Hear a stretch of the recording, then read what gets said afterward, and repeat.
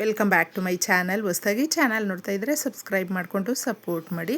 ಸಚ್ಚಿದಾನಂದ ಸಾಯಿನಾಥ್ಗೆ ನಮಸ್ಕಾರ ಮಾಡುತ್ತಾ ಸಾಯಿನಾಥರ ಅನುಗ್ರಹ ಎಲ್ಲರ ಮೇಲೂ ಇರಲಿ ಅಂತ ವಿಡಿಯೋ ಪ್ರಾರಂಭ ಮಾಡ್ತಾ ಇದ್ದೀನಿ. ಅತ್ಯದ್ಭುತವಾದ ಸೋಮವಾರನೇ ನಮಗೆ ಅಷ್ಟಮಿ ಬಂದಿದೆ ಸ್ನೇಹಿತರೆ.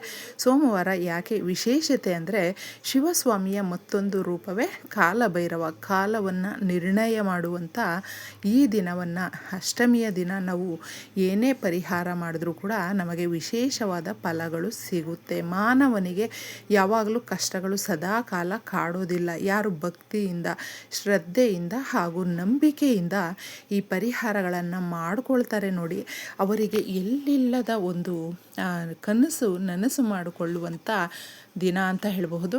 ಈ ಪರಿಹಾರವನ್ನು ರಾತ್ರಿಗೆ ಮಾಡಿಕೊಳ್ಳಿ. ರಾತ್ರಿ ಅನ್ನುವಂಥದ್ದು ನಿಶ್ಶಬ್ದವಾಗಿರುತ್ತೆ.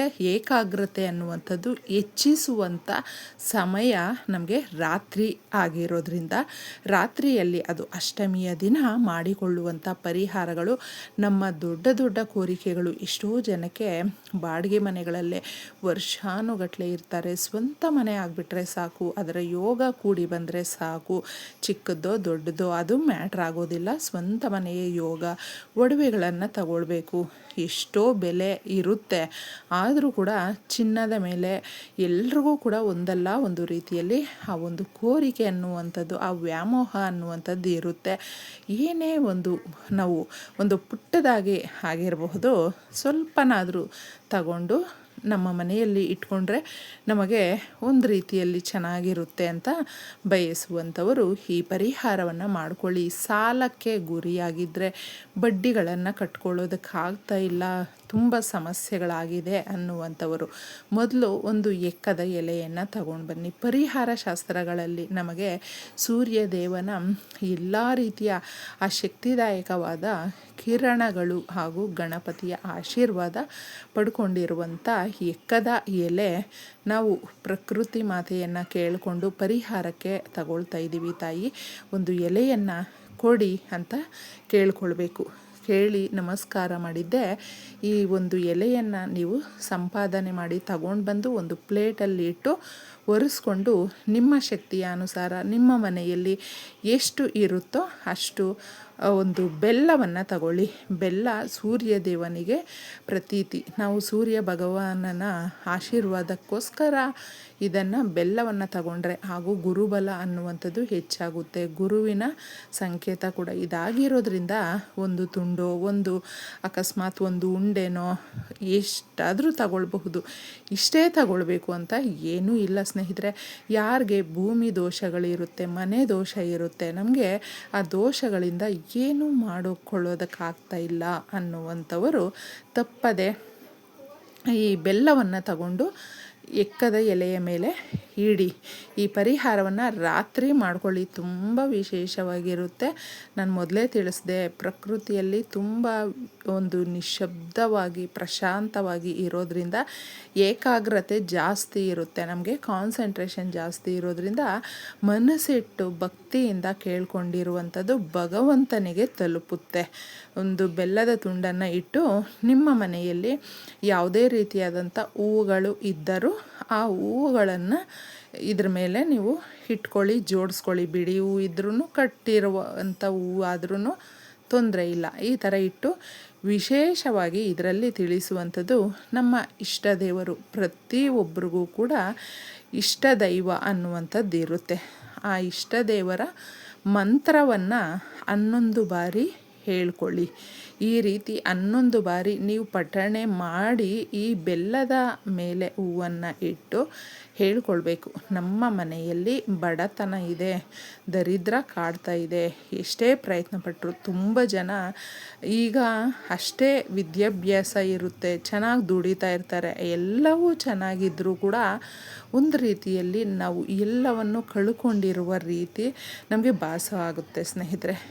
ತುಂಬ ಸಮಸ್ಯೆಗಳನ್ನು ನಾವು ಯಾವುದೋ ರೂಪದಲ್ಲಿ ರಿಸೀವ್ ಮಾಡ್ಕೊಂಡಿರ್ತೀವಿ. ಅವುಗಳನ್ನು ಹೋಗಲಾಡಿಸ್ಕೊಳ್ಳೋದಕ್ಕೆ ಎಷ್ಟೋ ಪೂಜೆ ಪುನಸ್ಕಾರಗಳು, ಪರಿಹಾರಗಳು ಅಂತ ಹುಡುಕೊಂಡೋಗಿರ್ತೀವಿ. ಕೆಲವೊಬ್ಬರಿಗೆ ಪರಿಹಾರ ಸಿಕ್ಕಿರುತ್ತೆ, ಕೆಲವೊಬ್ಬರಿಗೆ ಎಷ್ಟೇ ಪ್ರಯತ್ನ ಪಟ್ಟರೂ ಆಗಿರೋದಿಲ್ಲ. ಅಂತಹವರು ಈ ಸರಳ ವಿಧಾನದಲ್ಲಿ ಫಾಲೋ ಮಾಡಿದ್ದೆ. ಆದರೆ ಇದರಲ್ಲಿ ತಿಳಿಸಿರುವಂಥ ವಸ್ತುಗಳು ತುಂಬ ವಿಶೇಷತೆಯಿಂದ ನಮ್ಮ ಸಮಸ್ಯೆಗಳನ್ನು ಹೋಗಲಾಡಿಸೋದಕ್ಕೆ ಸಹಾಯವನ್ನು ಮಾಡುತ್ತೆ. ಇದನ್ನು ನೀವು ಮಾಡ್ಕೊಳ್ಳಿ. ಇನ್ನು ಮುಖ್ಯವಾಗಿ ದೀಪ ಕೂಡ ಹಚ್ತೀವಿ ಅನ್ನುವಂಥವರಾದರೆ ಶತ್ರುಗಳ ಭಯ ಜಾಸ್ತಿ ಇದ್ದರೆ, ಶತ್ರುಗಳು ನಮಗೆ ತುಂಬ ಅಡೆತಡೆ ಮಾಡ್ತಾಯಿದ್ದಾರೆ, ನಮ್ಮ ಲೈಫಲ್ಲಿ ತುಂಬ ಸಮಸ್ಯೆಗಳು ಕಾಡ್ತಾ ಇದೆ, ನಮಗೆ ಅವರಿಂದ ಮುಕ್ತಿ ಸಿಗಬೇಕು, ನಮ್ಮ ಅಕ್ಕಪಕ್ಕದಲ್ಲಿ ನಮ್ಮ ಸ್ವಂತದವರು ಯಾರೇ ಆಗಿರಬಹುದು ಅಥವಾ ನಾವು ತುಂಬ ಕಷ್ಟಪಡ್ತಾ ಇದ್ದೀವಿ ಅನ್ನುವಂಥವರು ನಾಯಿಗಳಿಗೆ, ನೀವು ಹತ್ತಿರದಲ್ಲೇ ನಿಮ್ಮ ಮನೆಯಲ್ಲೇ ಸಾಕಿರುವಂಥ ನಾಯಿಗಳೇ ಆಗಿರಬಹುದು, ಅವುಗಳಿಗೆ ಯಾವುದಾದ್ರೂ ತಿಂಡಿಯನ್ನು ಕೊಡಿ. ವಿಶೇಷವಾಗಿ ನಾವು ಬೀದಿ ನಾಯಿಗಳಿಗೂ ಕೊಡಬಹುದು. ಇನ್ನೂ ಹೇಳಬೇಕು ಅಂದರೆ ಸ್ನೇಹಿತರೆ, ಬೀದಿ ನಾಯಿಗಳ ಹತ್ರ ತುಂಬ ಹುಷಾರಾಗಿ ಕೇರ್ಫುಲ್ಲಾಗಿ ಇರಬೇಕು. ಅದನ್ನು ಒಂದು ಕಚ್ಚೋದಕ್ಕೆ ಅದು ಏನಾದರೂ ಒಂದು ಹಾನಿ ಮಾಡೋದಕ್ಕೆ ಬರುತ್ತೆ, ನೋಡಿಕೊಂಡು ನಾವು ಹುಷಾರಾಗಿ ಹ್ಯಾಂಡಲ್ ಮಾಡಬೇಕು. ಈ ಥರ ಮಾಡಿದ್ದೆ ನೀವು ಕೇಳಿಕೊಂಡು ರಾತ್ರಿ ಪೂರ್ತಿ ನಿಮ್ಮ ದೇವ್ರ ಮನೆಯಲ್ಲಿ ಬಿಟ್ಟು ಬಿಡಬೇಕು. ಈ ಥರ ಮಾಡಿ ಮಂತ್ರವನ್ನು ಹೇಳಿಕೊಂಡು ನಿಮ್ಮ ಇಷ್ಟ ದೈವದ ಮಂತ್ರವನ್ನು 11 ಬಾರಿ ಪಠಣೆ ಮಾಡಿ ತದನಂತರ ರಾತ್ರಿ ಪೂರ್ತಿ ನೀವು ಬಿಟ್ಟಿದ್ದೆ ಆದರೆ ನಿಮ್ಮ ಸಂಕಲ್ಪ, ನಿಮ್ಮ ಕೋರಿಕೆ ಪ್ಲಸ್ ದೇವರ ಅನುಗ್ರಹ ಎರಡೂ ಸೇರಿ ಅದರ ಕೆಲಸ ಪ್ರಾರಂಭ ಮಾಡುತ್ತೆ. ಆಗ ಇದನ್ನು ಮಾರನೆಯ ದಿನ ನೀವೇನು ಮಾಡಬೇಕು ಅಂದರೆ, ಎಲ್ಲಾದರೂ ಮೊದಲೇ ನೀವು ನೋಡಿ ಇಟ್ಕೊಂಡಿರಬೇಕು.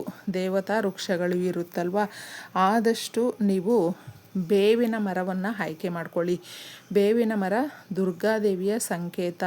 ನಾವು ಮಂಗಳವಾರ ತಗೊಂಡೋಗಿ ಇಡೋದು, ಸೋಮವಾರ ಮಾಡ್ಕೊಂಡಿರ್ತೀವಿ, ಮಂಗಳವಾರ ತಗೊಂಡೋಗಿ ಇದನ್ನು ನಾವು ಆ ಬೇವಿನ ಮರದ ಆ ಬುಡದ ಹತ್ರ ಸ್ವಲ್ಪ ಮಣ್ಣನ್ನು ತೆಗೆದು ಹಾಕಿಬಿಟ್ಟು ನಾವು ಬರಬೇಕಾಗುತ್ತೆ.